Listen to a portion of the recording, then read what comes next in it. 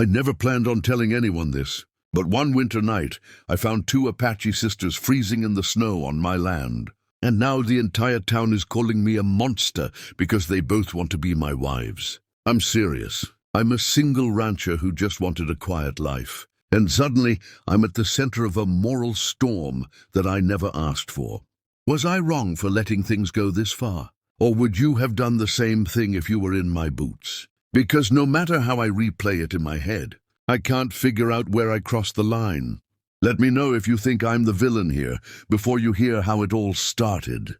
I live alone on a cattle ranch miles away from the nearest town. The kind of place where winters don't just get cold, they try to kill you. That night, the snow was coming down sideways. The wind screaming so loud, it rattled the barn doors.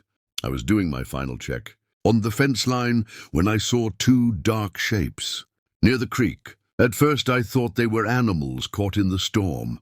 But when I got closer, I realized they were people.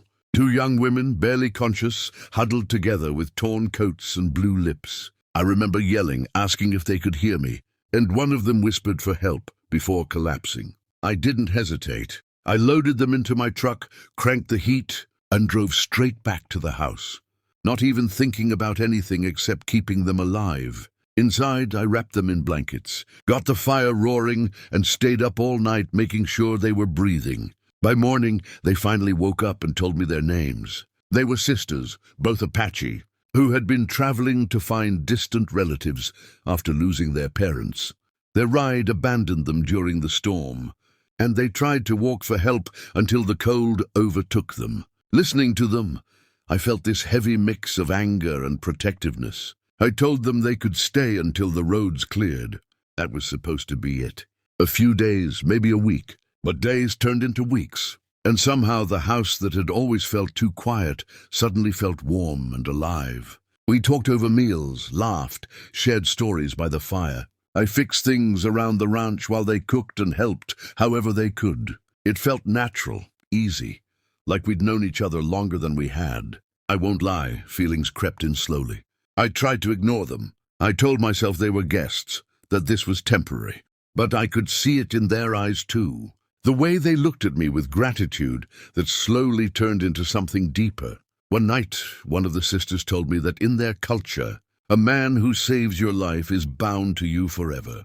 I laughed it off, thinking she was joking, but she wasn't smiling. A few days later, the other sister said the same thing, and that's when my stomach dropped.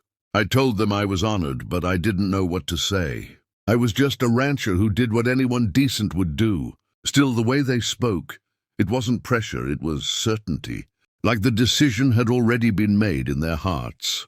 So that's the situation I was in, standing in my kitchen with two women who both believed I was meant to be their husband. Before I tell you what happened next, I want you to pause for a second and tell me what you would have done in my place. Would you send them away and break their hearts? Or would you try to honor what they believed, even if it went against everything you knew? Because my choice is what set off everything that followed.